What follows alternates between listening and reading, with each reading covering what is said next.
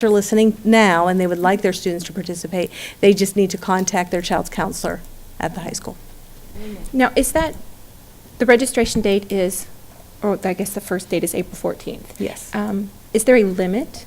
Or since it's online, it's No. all served? There is no limit. There's no limit to the number of Carmel High School students that will participate in the online classes. And then as they have more need, they hire more teachers and they train those teachers. Currently, we have 29 of our teachers in Carmel Clay schools that are teaching for Indiana Online Academy. And so, we also do have a connection as well. Rhonda Eshelman, who was a previous assistant principal at the high school, is the principal of the Online Academy. So as she's looking for, as their need arises, looking at additional teachers. Pam? Yes, is this going to be open to 8th graders as well who are going into the high school? Yes, 8th grade going into 9th grade for PE. Yes, that was the only course that our 8th grade students going into 9th grade are eligible to take.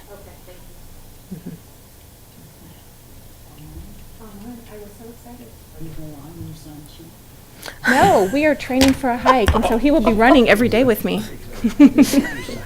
You're on camera.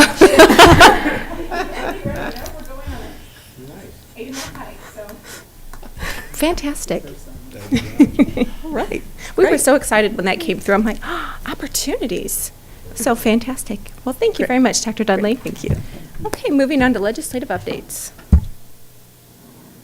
Okay, Roger and I will tag team this. I'm just going to hit on a couple of these items, and I'm going to let Roger talk about the circuit breaker, what that does for public schools. It doesn't do anything specifically for us for this year, but I'm going to let him explain that. A couple things that aren't in the update packet that is in front of you that we picked up at the breakfast on Friday.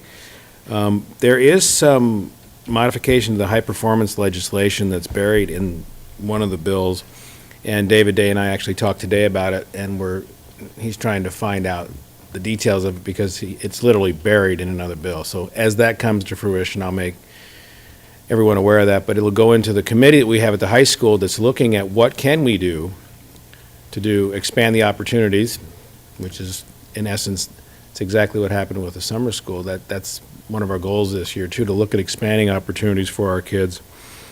And I'll bring back updates on that as soon as it can be filtered out of what bill it was buried in. There's an early childhood education pilot that was passed that we're keeping an eye on that because they still haven't identified the funding source. And one of the questions we had was, please don't make that come out of the foundation level for funding us. So we'll see. They're still grappling with where they're going to fund that. The personal property tax piece that we heard kicked around under pro-growth tax reform heading, the challenge with that would be that some of that funding that is garnered from the personal property tax for business is actually funding to public schools and to municipalities. That has been pushed down more to the local level for decision-making. So that got tweaked a little bit, but we want to keep an eye on that. It's under the guise of incentivizing business to move into Indiana. We would advocate, but not at the expense of public schools. So we have to keep an eye on those kind of things to take away some of our funding source as well. So that doesn't look like it will unless there's a local decision made to allow that to be a tax incentive for business in, Hamilton County or the, city of Carmel. Roger, you want to hit that circuit breaker? Yes, you may recall a month or so ago we talked about the pending legislation, and one had to do with the debt service fund, and the term was protected levies. And that had to do with when the circuit breaker is applied. Currently, if Carmel, for example, if our levies were reduced 3%, then each fund would take its proportionate 3% share. Under this protected tax or levy concept, the debt service fund would have no reduction and the reduction that otherwise would suffer was pushed to the other funds. And so the impact of that was essentially pretty much doubling the reduction in the other funds, principally the transportation fund and the capital projects fund. Now for Carmel, this year, in 2013, it's now April, or within a couple of days of April, and we still do not know how much our 2014 budgets will be cut. So, of course, the very nature of our capital fund, certainly transportation, we are up and running. We are spending money every day to transport children. And sometime soon, I hope, we'll be told how much more loss we're going to experience in those funds, because we haven't been told yet. But nevertheless, last year, 2013, our loss in our CPF was about $350,000. So under this new concept, we would lose about twice that much in our capital fund, but nothing in our debt service fund. That's about $700,000. So while that's significant to us, certainly, as compared to Westfield, who was prepared to, positioned to lose over 90% of their entire fund. I found it difficult to complain about the $700,000 because theirs was several million, and as you know, they're about a third of our size. Now, the legislation that was finally passed, due to the efforts of a number of people, is not nearly as severe as what was set to be put in place. Because what it does, if a district's levy, those districts whose levy is scheduled to be reduced 10% or more by the circuit breaker, then their debt service will not be protected as it hasn't been in the past, and they'll continue to share that reduction across their various funds. Now, and that's good for 2014, 15, and 16, which means this concept is still alive. It's been delayed for 3 years. However, which is very good for a large number of districts in the state, such as Westfield, who would have just totally been wiped out if it had not been for this legislation. They still have major problems and reductions as compared to Carmel. However, the legislation that was passed has really no impact for Carmel because our reduction is not 10%. It's about 3% or so, and so we will continue to experience about a doubling of the impact to our transportation and our capital projects fund. So, again, we don't know yet what that will be because we haven't received the information from the circuit breaker yet, and certainly we don't know for 15 and 16. So that's a summary of that legislation. We're hopeful that the attention that the Hamilton County school districts and municipalities, by passing that joint resolution, we believe that clearly drew attention to this legislation. And as Roger said, a lot of efforts were made by school corporations to discuss this circuit breaker, and there's still work to be done. I mean, I've talked to my colleagues. This does not feel like it's completed, but it's at least a relief, for like Roger said, our friends at Westfield and other school corporations.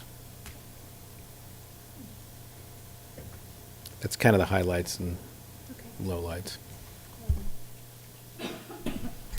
Comments or questions from the board? Mrs. Knowles? Yes, you mentioned the loss in the CPF, but you didn't mention what the loss might be for transportation. I believe transportation this year was reduced about $250,000. Okay. Thank you. Mm-hmm. Other questions? Mr. Phillips? Dr. Wall, I think I heard on the news that Common Core has been abandoned by Indiana as of today. This district was an early adopter of Common Core standards. What does this mean for Carmel Clay schools now? Yeah, it was, and I guess my understanding is it was signed this afternoon, so Indiana's the first state to do that. Amy and I have had a preliminary discussion on what that looks like. you want to talk to that for just a minute? Because we talked about that recently. And as we look at, you're correct in that we did adopt the Common Core, and we looked at our curriculum and implemented those standards within our curriculum. One of the pieces, though, as we look at the new Indiana state standards that they are putting forth, that the state board will vote on, I believe, in late April. Linda Thompson was one of the educators that worked very closely with this state as they looked at all of those state standards and what's the impact. And many of them still have that Common Core pieces in there, and it looks to us, as we've studied those and studied those drafts that were sent out, and they added additional pieces or additional indicators that were similar into the old Indiana standards that we've had in the past, but the main crux of the body is still there, those very high level standards. Because the piece is, what we'll need to make sure we're doing in Carmel Clay Schools is that we are providing the very best instruction for our students so that they are prepared for college, for career, for their future endeavors. And so we need to make sure that we are teaching them to those very high standards that our students definitely need. So. I certainly wouldn't want to see Carmel Clay Schools go backward. No. Other questions or comments? Okay, Dr. Wall, your report. No, I think I covered it all in the other ones this evening. Thank you. Great. Do you have any other board reports to share this evening? Well, I wanted to share that my fellow colleagues are going to the National School Board Association meeting, as well as Dr. Wall. So I wish you all the very best of luck and bring back all sorts of good information to help us be a more exemplary master board. And I'll be in Florida with my family. But I will wave across the Gulf. Thanks. Does anybody else have anything they'd like to share? Well, then, my PE credits, thanks. Well, on behalf of the school board, we do thank you for coming this evening, and have a very, very safe and exciting spring break with your family, since we will not see you until, actually, the 16th. Our school board meeting will not be on that Monday. It will be on Wednesday, actually at 2:30 in the afternoon. We are going through the advanced ed accreditation, and advanced ed has requested to meet with the board, so we're going to make that a public meeting, and they're going to present to us, and then we're going to tag on the rest of our school board workshop thereafter. So if you're able to join us, fantastic. Otherwise, you could watch it on TV or the computer. So we will see you after spring break. Thank you. Meeting adjourned.